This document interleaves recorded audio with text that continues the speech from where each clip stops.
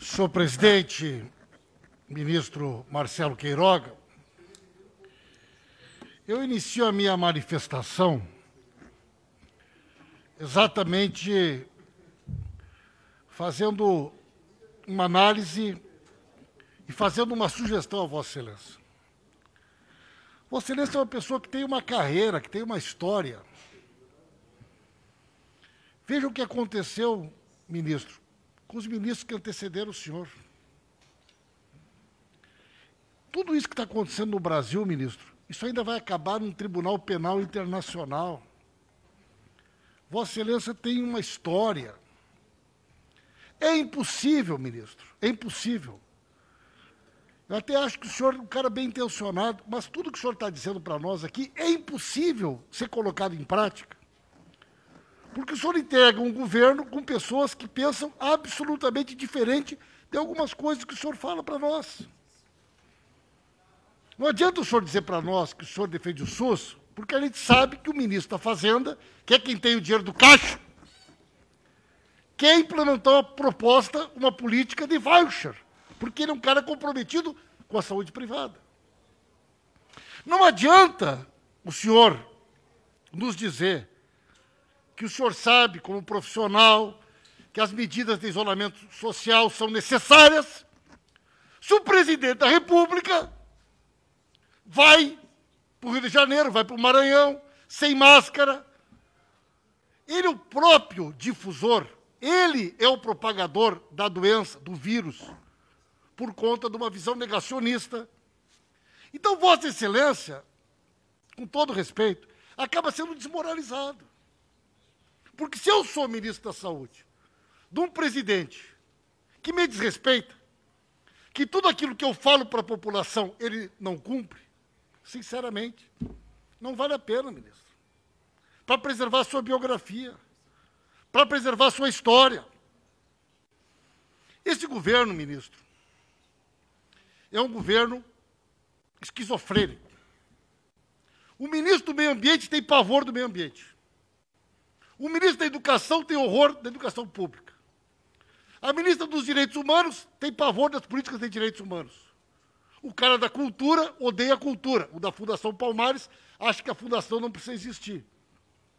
Não tem nenhum ministro, não tem nenhuma área do governo que nós possamos destacar que tenha alguma política, que seja uma política em favor do conjunto da população. Infelizmente, ministro, o que a gente assiste no Brasil hoje é algo muito grave, é constrangedor.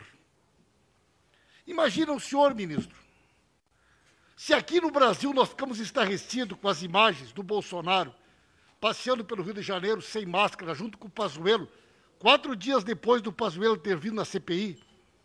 Imagine essas imagens circulando pelo mundo.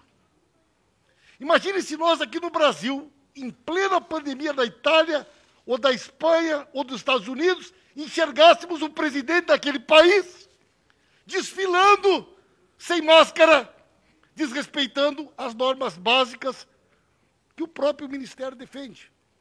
O que nós diríamos?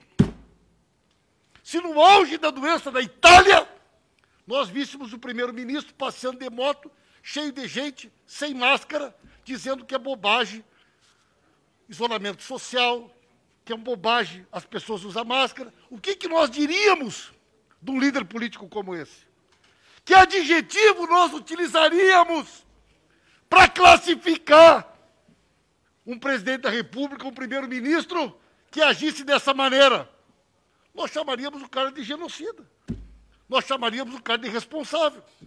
Nós chamaríamos o cara de criminoso, porque não há outro adjetivo a ser utilizado. Então, até mesmo para preservar sua biografia, infelizmente, não tem outra saída, Vossa Excelência, porque são tantas as contradições. O senhor fala que não é para olhar para o passado, porque não tem o que defender, não tem como defender o que eles fizeram. Então, eu, como parlamentar, estou muito triste com o que está acontecendo no Brasil.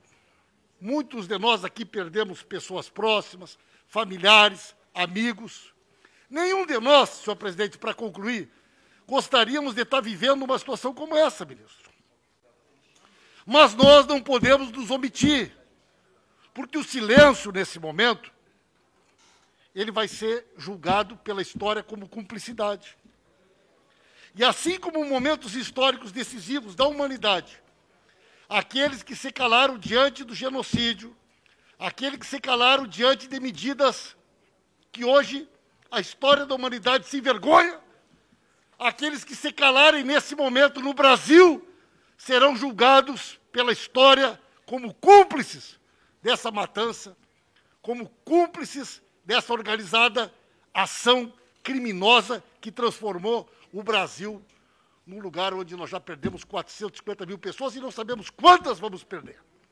Então, essa minha manifestação, né, que eu lamento, gostaria de receber o senhor aqui numa outra oportunidade para discutir políticas públicas, mas eu já perdi a esperança, ministro. Depois dessa do Rio de Janeiro, sinceramente, preserve a sua biografia, preserve a sua história, evite, no futuro, estar sentado como réu num tribunal penal internacional, respondendo pelo genocídio da população brasileira, promovido pelo governo que Vossa Senhoria faz parte. Com a palavra, deputado Alexandre Padilha. Presidente, só queria acrescentar o tempo de liderança, se possível. 5 minutos, deputado. A gente fez um acordo. Tá bom. Tá ótimo. Senhor ministro, o senhor sabe que eu tenho todo o respeito pelo senhor na condição de médico,